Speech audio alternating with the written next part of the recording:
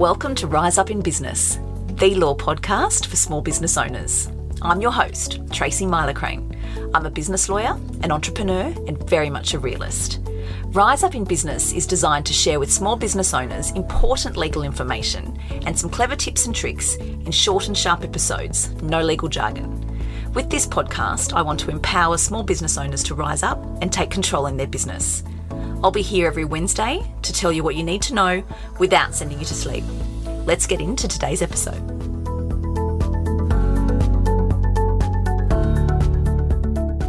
Hello everyone, and welcome to the Rise Up in Business podcast. And as you know, this is where I aim to deliver some very valuable information and clever tips and tricks for business owners just like you that you can action and implement in your business straight away.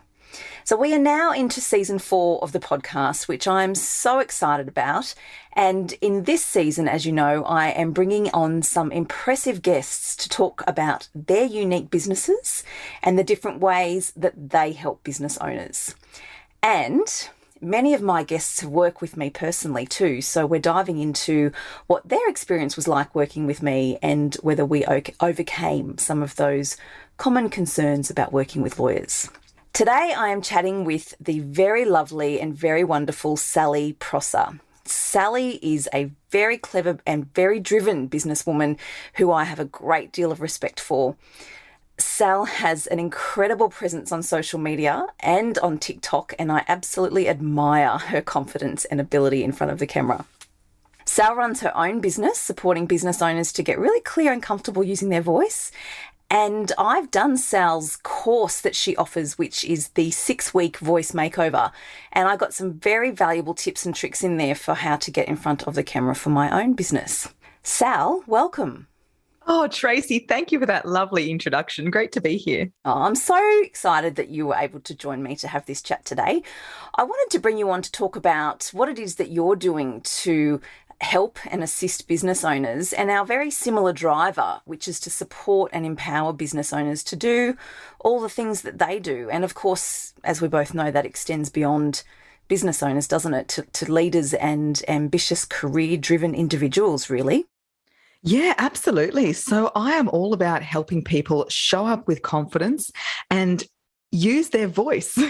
I feel like a lot of people have so many fantastic qualities and such an amazing message, and I have the privilege of helping them get it out there with not just the quality of their voice, but also getting over that imposter syndrome and feeling like, oh, I don't want to press record or go live, and just to show up and do it. And Sal, I think that's so important, because what I certainly have experienced in my journey and in talking to so many business owners that I work with, the concept of using your voice can be really overwhelming. Yeah, absolutely. Why do you think that is? Look, I really believe that we need to connect with our own voice before we can connect with others. And that's why with my 6-week voice makeover, for example, we really start from the inside out. What are you thinking? How are you feeling? Where's the breath going? We go right down to that anatomical level. And I think voice is often like a pet that they don't like to pay too much attention to. It's like, oh, I use it and it's there, but I don't really like the sound of it and I don't really want to address it. But just like a pet, if you do give it that attention, then it will love you back. And I think that's a game changer, Sal, because I don't think that we are viewing it that way. We think this is our voice, we're stuck with it, and there's nothing I can do about it, and I'll just live with it. Well, I feel like if you feel like you're stuck with your voice, that's not a very nice relationship. So I want everybody to feel grateful and happy for the voice that they have and back themselves. It's just like the gym. You might be perfectly happy with your... Oh gosh, it's funny. I'm in lockdown at the moment, so I don't know if I should be using my exercise regime as an example here. But you can go to the gym and get fitter and get more out of your life, I suppose, by exercising. And our voice is absolutely the same thing. So I just help people get the most range out of their voice and discover parts of it that they didn't even know were there. I love that. And I've got to say, Sal, when I started my journey on this business a couple of years ago, and I was introduced to the concept of Instagram, which we now all know very well, I was terrified of getting in front of the camera because it was very different. So I'm very good at public speaking and making submissions and arguments in court because that's what I've been trained to do. But as I learnt from you, it is very different making submissions in a formal court than it is trying to connect with my audience on platforms like Instagram. Oh, but Tracy, you do such a great job of it. I love your videos. Thanks now. Now I'm comfortable now. But I've got to say, I took great value out of your course because it taught me that, in fact, I'm talking to people. And just because they're not in front of me doesn't mean that I can't communicate with them on the levels that I want to. So I found that to be very, very, very valuable, in fact. Yeah, and when I do a lot of work online as well, and I look at that lens and I feel like it's a magical portal taking me directly to my audience's life. And so in lots of ways, you can connect with them on a more intimate level than you can in person. And I create an imaginary audience, and there's lots of different techniques to use. But I love that you brought up that you're confident in court and then not online, because there'll be plenty of people who would be like, oh my God, speaking in court, that freaks me out. I remember when I was doing my law degree and we had a subject where we had to go to court and speak. And it was fantastic for me. I'd gone not so well in all the other subjects, but because I was a confident speaker, I was like, yes, Your Honour. Like, I was very, very confident. And I got the highest mark in the class. And I'm telling you, it was not because of my knowledge of the law. I was just winging it. It was just the way that I presented myself and spoke. And I believe that every time we do a form of speaking that is not familiar to us, it will be scary for that first couple of times. Like, I've spoken on live television in front of massive audiences, on big stages. But I remember when I first went live for my course, I was having kittens because I'd never been doing presenting of that style. It's really important helpful, I think, to think about things as familiar and not familiar rather than scary or not scary. So if you're going to do a live video, for example, online, and you have never done that before, of course it's going to be unfamiliar. And then the way to make it familiar is just to do it. That's so true, yeah. So true. And we all say that, we all hear it, don't we? Oh, everything gets easy with practice. But sometimes it's just having that little bit of support and those few extra skills under your belt just tends to take away some of that frightening scariness and overwhelm, I think. So that's a little bit of my experience in working with your fabulous course, which I recommend to lots of people. We've also worked together in a different context, though, and we've also worked together when you were my client and I was helping you prepare your legals and your documentation for your fabulous business. And so I just wanted to have a chat about that, because what I find when business owners are coming to me is they're saying to me, oh gosh, I don't get excited or look forward to working with a lawyer. I think lawyers are unapproachable, dull and boring. So I was hoping you might shed a little bit of light on your experience working together for the benefit of some of our listeners. Oh, well, Tracy, definitely not dull and boring. I remember hearing you on Claire Wood's podcast, actually, originally, and thought, oh my gosh, I need to contact you. I think I was contacting you while I was listening to the episode because, this is quite embarrassing to admit, but I'm sharing this for transparency. So when did we work together? About a year ago, maybe now, but I was more than a year into my business and I did not have a privacy policy on my website. I did not have terms. I had sort of a contract with my clients who I worked with, but it was more just an email agreement. Like, it was nothing very sturdy. Oh my God. And so it was so easy. You just knew exactly what I needed. We put it all together. Straight away, it, of course, makes your business not just legal, but more professional, and also helps with the SEO. So I didn't realize, but websites that don't have terms and privacy policies get brought down the search list. So if for no other reason, you want to get all that sorted to help you with your SEO. And the other part about it was it gave me such confidence when I was working with big businesses. So I do workshops for big companies, and being able to send through a full legal agreement, it just made me feel like I was really, playing where I was supposed to.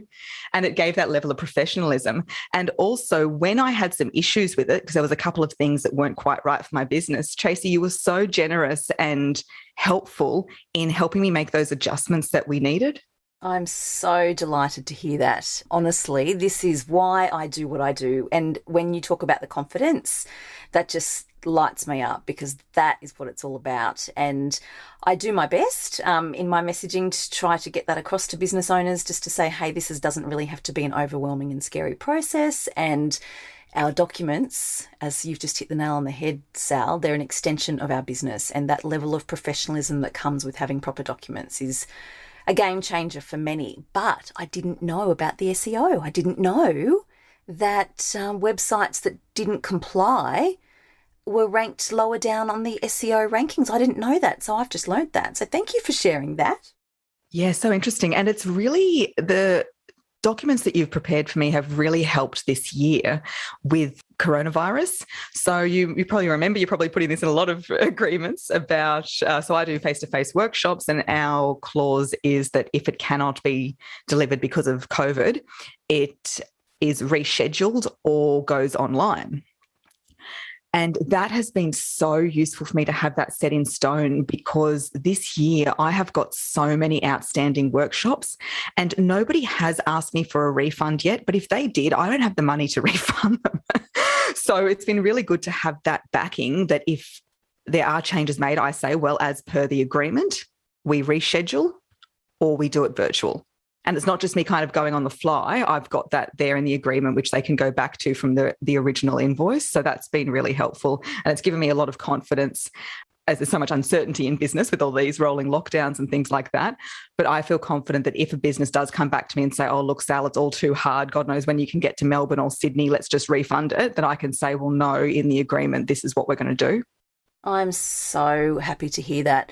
I always have people think it's negative Nancy, but it's not. It's protection and dispute resolution hat on when I'm drafting these things, because I think about all the things that could go wrong and how can we best protect you. And I'm so happy to hear that that's been useful for you.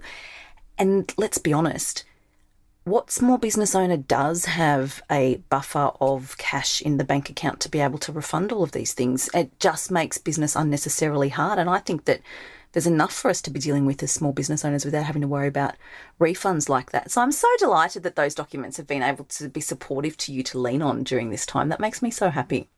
Yeah, absolutely. Because at the moment, I honestly have more than $20,000 worth of work, which has been paid, thank goodness, but not delivered. So it's strange times, and they are fluid. Our agreements are fluid. As you say, we worked together to tweak them for you after you started using them and putting them into practice, just so we could get it just right to suit. And obviously they are, which I'm delighted about. So thank you for sharing that, Sal. That's really valuable. And I'm just so happy that I can give some real live case studies, I suppose, to my audience so that they can understand the real value, the practical value of the other side of that relationship when you've actually got those documents in your hot little hand and you're able to roll them out and use them.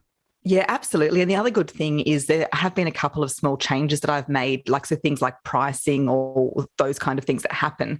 And it's good to know that I can just go in there, make that specific change to that figure or whatever it is, and it's still good to go. So it's also the confidence to make those tiny amendments without feeling like you have to go back to a lawyer and spend thousands of dollars to get them totally redone. Brilliant. And that's what I aim to achieve. So that's just brilliant. Thanks, Sal, for sharing that. Before we wrap up, I wanted to ask you 3 quick questions that I just know is going to be valuable to the listeners. Are you ready? I'm ready. Okay. What is the best business advice you've ever received? The best business advice is that there is no destination. It's just a rolling ball of problems, or let's change problems, a rolling ball of challenges. Oh, I like that. It's a rolling ball of challenges. And rather than thinking, okay, I've got to get the website right and I've got to get the product suite right and I've got to get this right, that right. No. It's just a rolling ball of challenges. And every day when you wake up and say, oh, what's come my way today? That is not a roadblock. It's actually just the reality of being in business. That is refreshing. I like that. Next one, what is the worst business advice you've received? This is interesting because this was the worst advice for me. And it was that I needed to delegate everything that I wasn't good at. And yeah, and I say it's for me because for a lot of businesses, delegating is amazing and what they should do. But for me, I felt so much more confident when I learned how to do things for myself. So I'll give you an example. In the beginning, I was outsourcing my website. It was very expensive and it was not what I wanted. And I then did a course in how to build a website and did it myself. And even though it's not as flash as it could be, I really enjoy having that control over it. And even there's been a couple of people that I brought on to help me. But for me, I keep saying for me, because you've got to really understand how you like to work. And for me, I am so much more productive and I feel a lot better when I'm the lone wolf. So I like that perspective, empowering yourself with that knowledge. Yeah, instead of saying delegating. So the advice I got that was bad was you have to delegate, whereas I would always say you have to look to yourself and work out what is going to be best for you. Oh, I like it. I like that, Sal. There's no one size fits all. I like that. And last one, if you had the chance, what advice would you give to your younger self? Think bigger, go harder. Oh, I like that. Go harder. I like that. I like that. I like that a lot. Thank you, Sal. Thank you so much for joining me on this episode. I just know that this is jam-packed with value for listeners and I'm very grateful for your time. My pleasure, Tracy. Great to chat. That's it for today's episode. I really hope you enjoyed my chat with Sal. I think that she's an incredible human and she's fabulous at what she does. You can find Sal on the details in the show notes and I know that you'll get value out of following her. That's it for today's episode. Short and sharp, just like I promised.